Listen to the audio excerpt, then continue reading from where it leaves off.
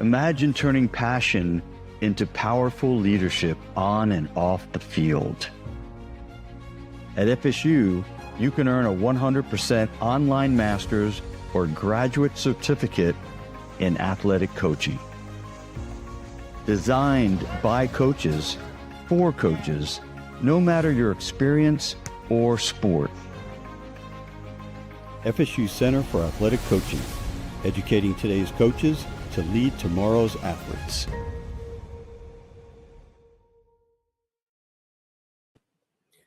Well, hi, everybody. Welcome to another edition of Coach Talk. My name is Tim Baghurst, and today's guest is Benjamin Smith. Benjamin, thanks for joining me. If you wouldn't mind, just share a little bit about your journey, how you got into the role that you currently have, and your life in sports. Yeah, thank you, Tim. Followed your work for a while on coach well-being and development, and appreciate what you're doing. So glad we have the chance to talk about that.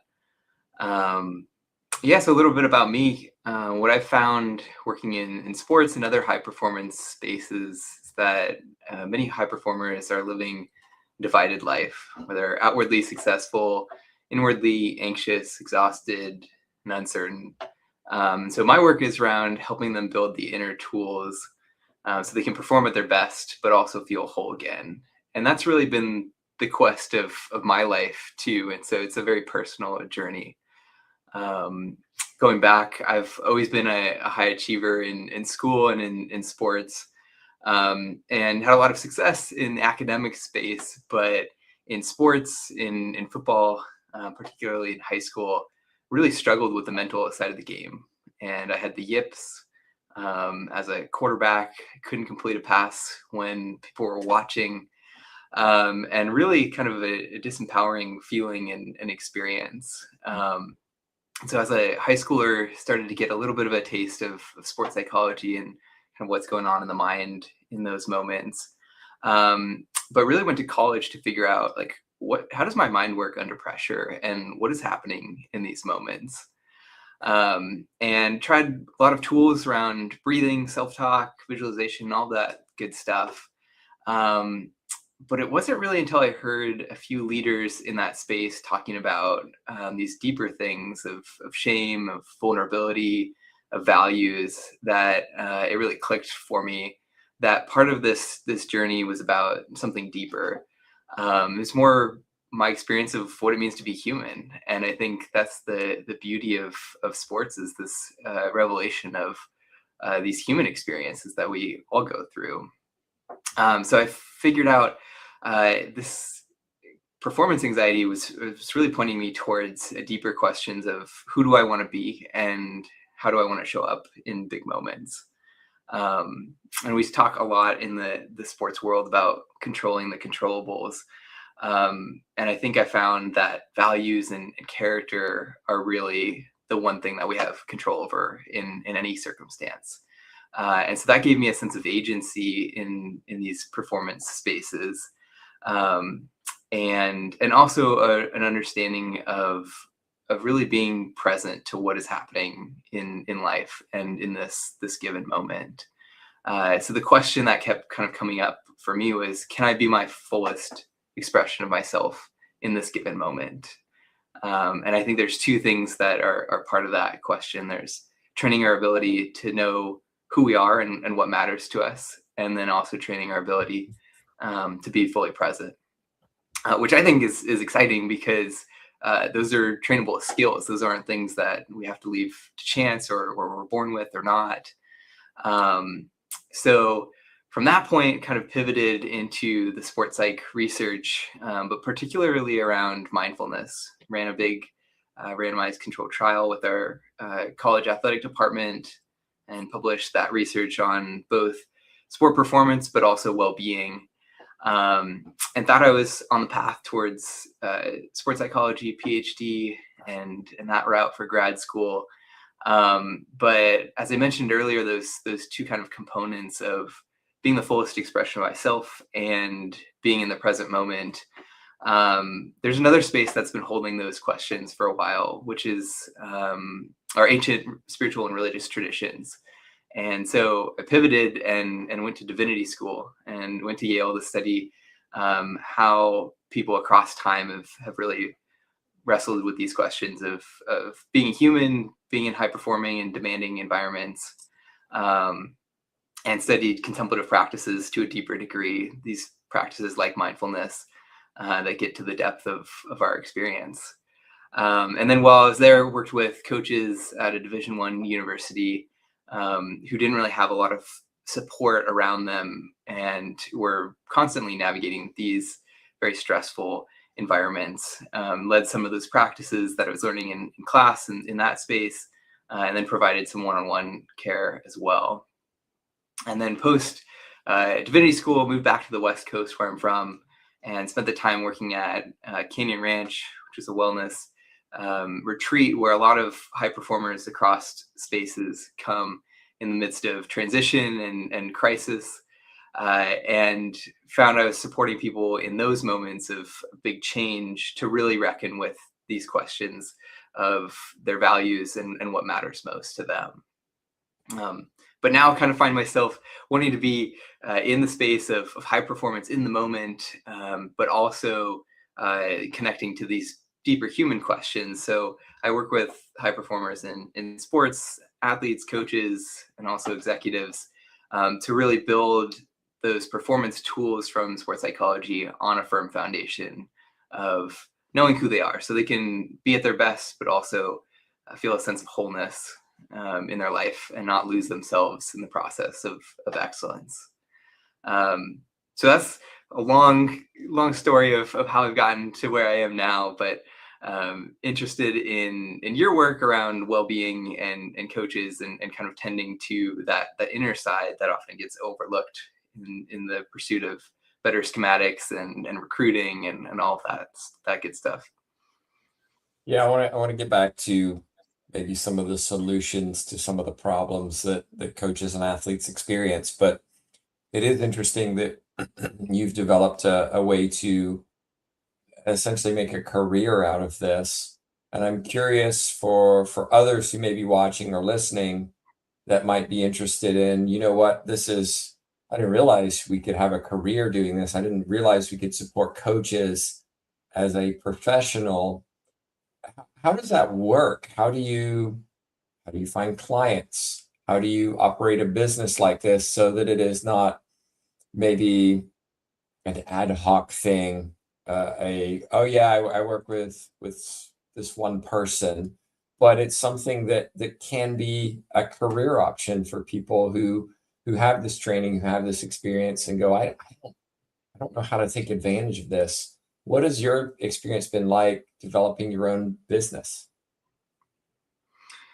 Yeah, I think what I've found, part of it is really being connected to what I find to be true for myself and mattering in terms of who I am. And when I get too far away from that into kind of the marketing or the connecting with people to find clients, then I lose really the relational aspect that's core to this work. So I think a lot of it is really looking for where do people need care and support and have those deeper needs, and how can I meet them in a way that's really conducive for what they are struggling with and going through. So building those relationships is really key and central to that work. And I think it changes and evolves over time. And the work that I do isn't for everyone. So I'm not trying to reach all coaches, because many aren't necessarily welcome or open to really going to those depths. So I think figuring out who are those people who want to do that work and have a real commitment to understanding how they work and how who they are shows up in their leadership and their coaching, that helps kind of narrow the people I'm looking to connect with as well. I'm going to continue this question. You said you don't do much in the way of marketing because it's not your, for want of a better word, style or philosophy. How then do you find clients? Is it word of mouth? Is it that kind of system? Because if you're not finding clients, you don't have a job. So how does that? How do you find clients then? Yeah, through word of mouth and my network kind of growing that way in a very relational way, not necessarily through posting and that kind of transactional form.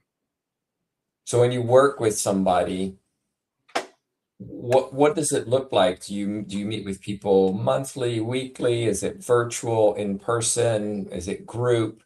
What works best for a coach in your situation or in your experiences?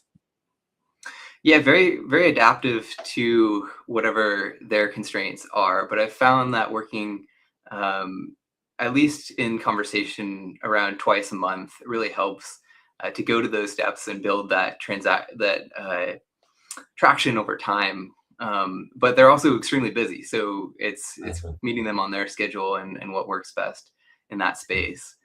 Um, and I think off season and times uh, being not fully in the grind of a season is where they can really start to get that deeper work done. And then to your point of where and how do we do this, mostly online virtual conversations like this on Zoom, so I can connect with people really across the country. Do you have some kind of systematic process that you take clients through? Is it a step by step? We're going to work on this and we're going to work on this, which will lead to this.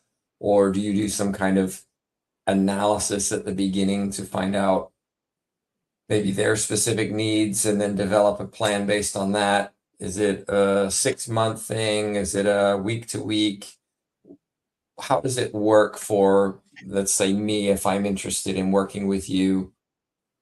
Explain to me the process for how this would look.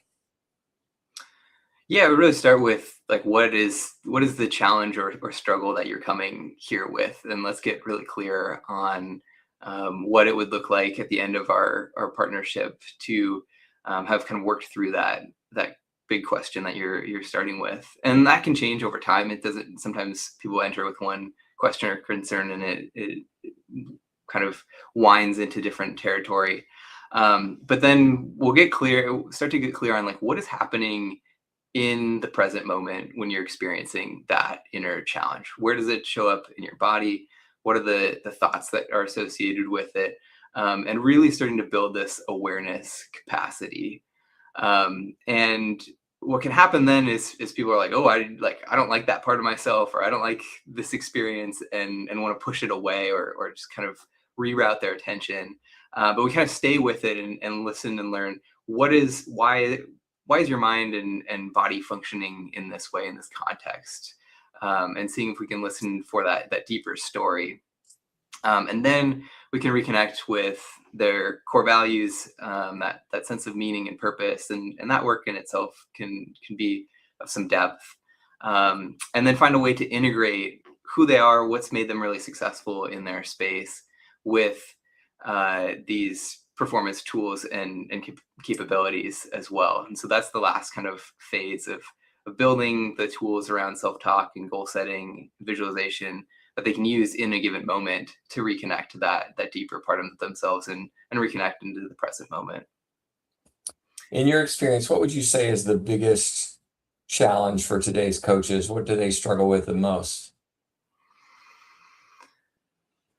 I think the environment is just really taxing right now. There's so much pressure externally to win and to perform. I mean that's the biggest one. But there's also this kind of sense of resource scarcity, and at least the college level, and it can be easy to lose oneself in that process too. And I think I've heard a lot of coaches often blame the environment or blame their team for some of these challenges, but I think that blame is often protecting a fear that they won't be good enough or won't be able to perform to those levels.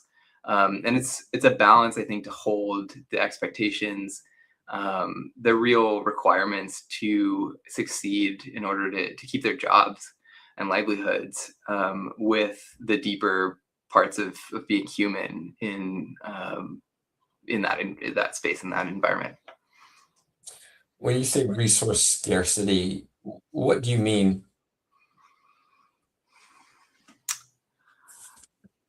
I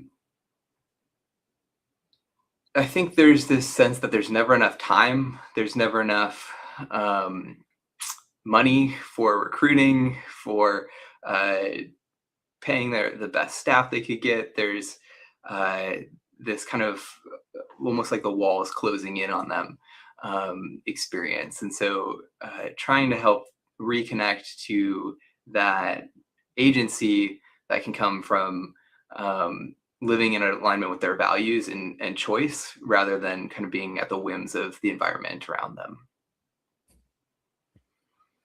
Let's talk a little bit about that, because most, I would say, and I'm guessing you would agree that most coaches are not coming to you or are not enrolling in our programs because they're intrinsically motivated. A lot of coaches are very resistant to discussions about who they are or how they operate or what their values are or what it means for them to be a human. What things do you think are most needed in coaching today that would be the most help for the most coaches?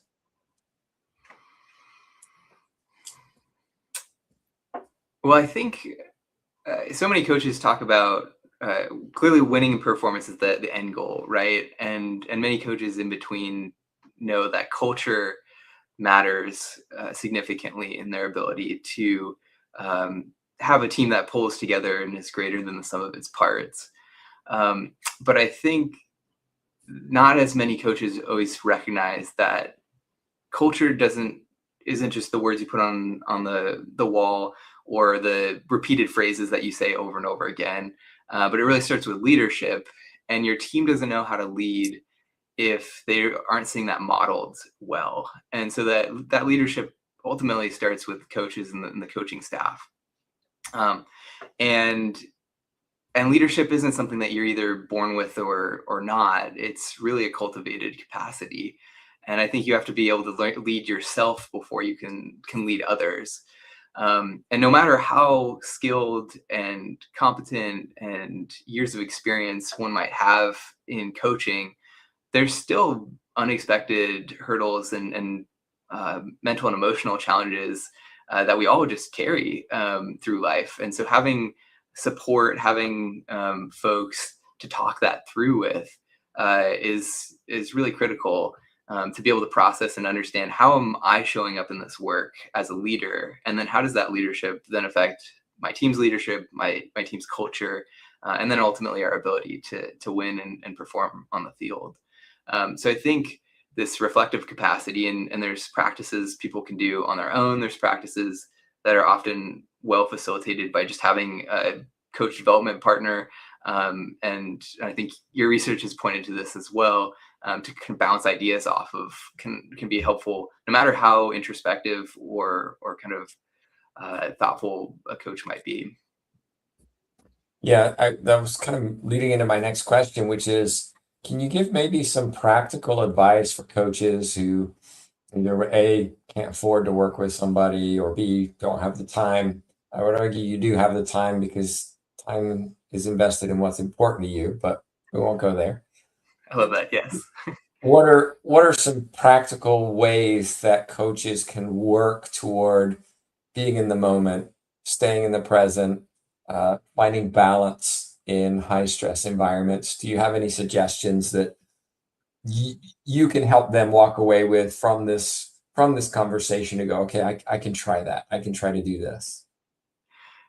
Yeah, I think there's lots of practical tools, and I think many coaches are already aware of them. You know, breathing techniques, mindfulness, You say journaling, that, things like Benjamin, but I'm going to push back and say most coaches don't. They don't know. They may have heard of the term mindfulness. Yeah, They don't know what it means or how to do it. So can you elaborate? Maybe give some practical tips. sure. So we can dive in there, but I'd also like to offer another tool that I think is really the simplest and easiest to start with, which is just reconnecting to the spaces where you feel most fully alive. There's so many things in a coach's life that are scheduled and really time dependent. But it's finding those places where we can play, where there's no expectation of the outcome, that I think can help them most clearly and easily reconnect to themselves first. And then there's those other tools that we can talk about as well.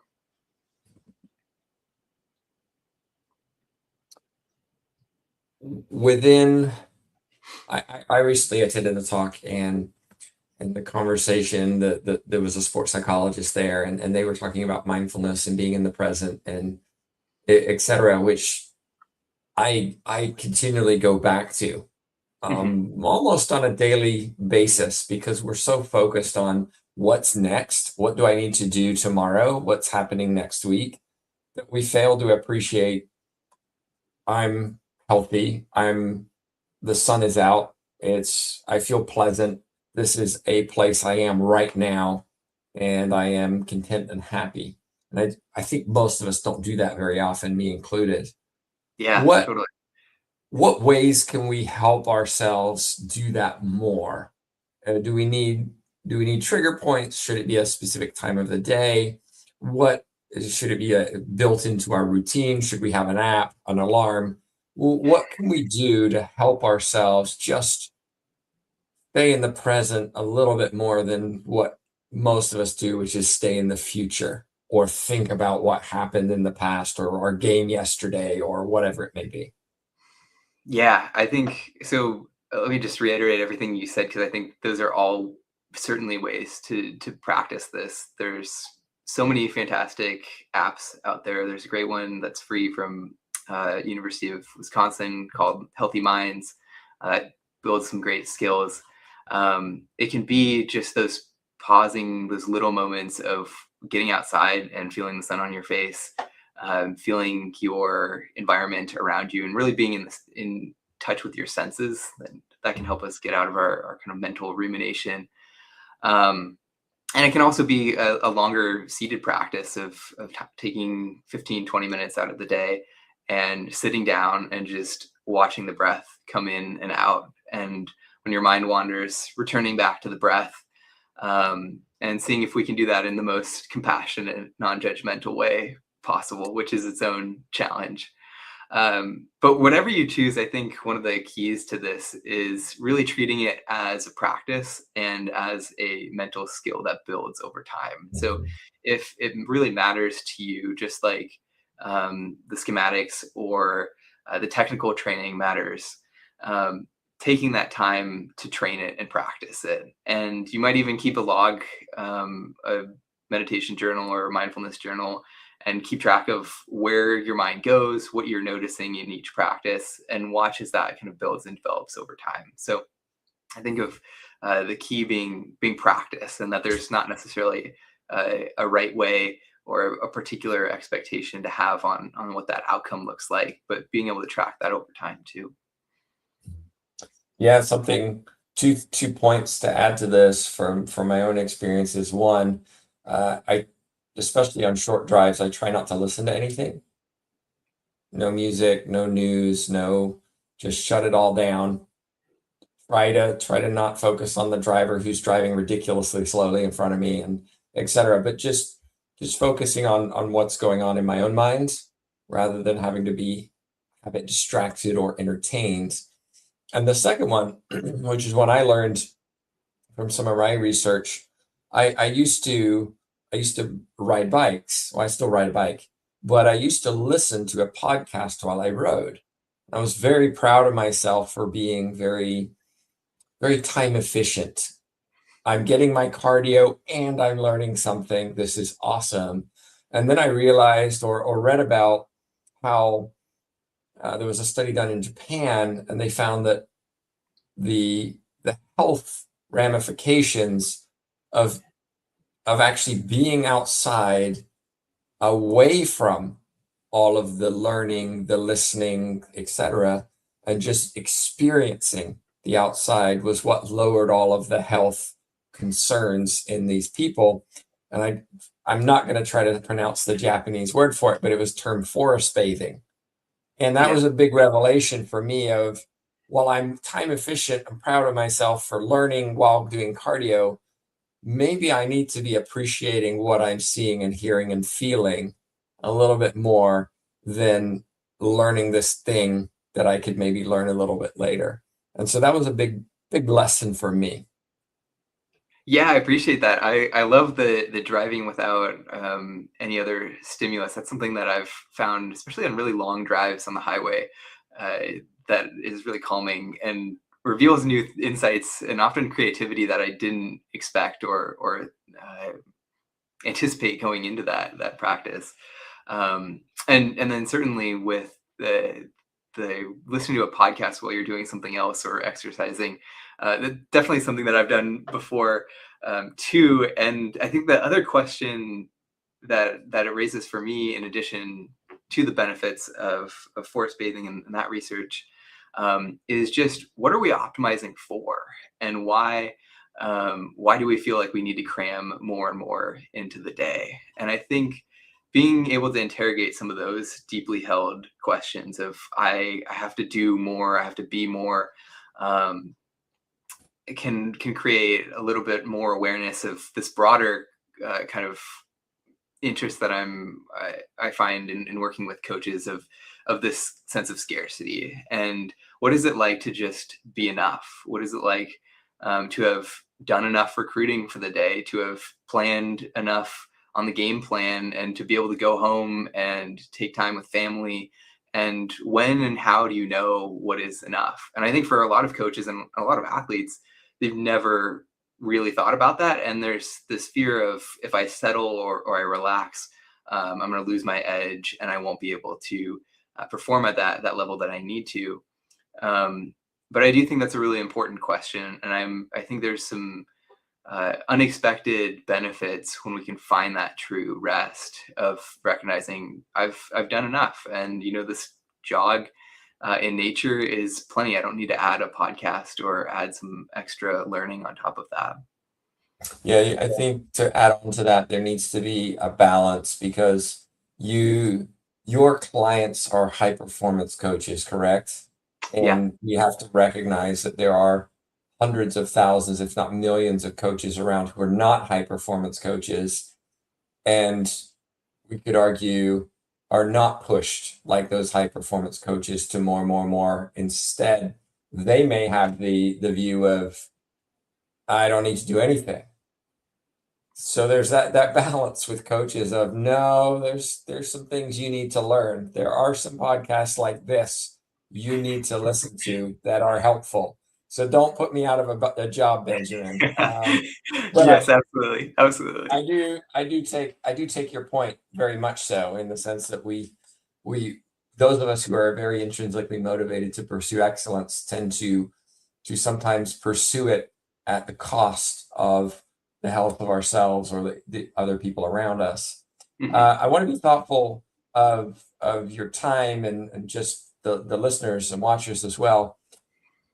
If you could maybe provide some advice for coaches based on your experiences of who you've worked with and your own education, 2 or 3 things that you would recommend coaches do, listen, think about, what would you encourage them to walk away with from this? I think start with the question of why do you coach, and what leads you into that space at whatever level, at whatever experience that you have, thinking about what leads you into coaching. And you might have conversations with a loved one or a colleague who can kind of ask more questions, ask follow-up questions to just continue that train of why. But you might also do that as a journaling practice and just write at the top, like, why do you coach, and start jotting down what comes to mind immediately, and then just follow up with why, and just keep asking why until you get to those deeper values. Maybe it was a coach who really inspired you. Maybe it's the ability to stay around sports, stay active. Maybe it's some other core value that emerges. And I think that's really important, because you can build everything else from that foundation. But when we get into coaching without knowing why we're doing it, or we're from some motivations of that maybe aren't truest to our most authentic version of ourselves, then some of the outcomes and expectations on our players, on our coaching staffs, can be distorted, and we can lose track of the deeper meaning and purpose that really drives motivation, and I think long-term success. Yeah, I agree with you. I think those of us who have been coaching and have maybe coached for a number of years, it's easy to fall into the trap of where we are right now and what we have to do next season or the end of this season. We forget our why. And our why may have started many years before because we loved kids or we loved being involved in sports. And it's almost been transformed into a business or I don't know what else I would do, so I keep doing this. I spoke to a professional basketball coach recently. He told me 4 times a year I think about quitting. But in that respect, they're stuck in a rut because if they quit, what will they do? What qualifications do they have? What training do they have to allow them to do something other than coach basketball? And I think we have to remember that too, in the sense of, why did I really start this? And am I still doing it because of that? Or have I got caught in some trap? And I'm excited. There's some research hopefully coming out soon in a journal or two in relation to stress and burnout and some of the variables in that coaches have experienced that we've done some studies on. Benjamin, thank you so much for joining me. If somebody wants to reach out to you, wants to learn more about your business and kind of maybe working with you, what's the best way to get in touch? Sure. They can find me at innerlifeofsport.com. And there's a link there for a performance conversation. And really, that's just a space for me to hear what challenges are you trying to navigate and see if we can provide some clarity on kind of that inner experience of those challenges and some practical tools in about an hour conversation. And that's totally free. That's just a way of me being able to partner and kind of collaborate, learn more about where you might be, and see how I can best be of support, and really wanting to help people take away a tangible and practical outcome as they live those conversations. Awesome. Well, thanks again for joining me. And just a reminder, everybody, that we try and do these once every few weeks. Be sure to like, subscribe, follow wherever you're watching. But on behalf of myself, Tim Backhurst, and Benjamin Smith, thanks so much for watching.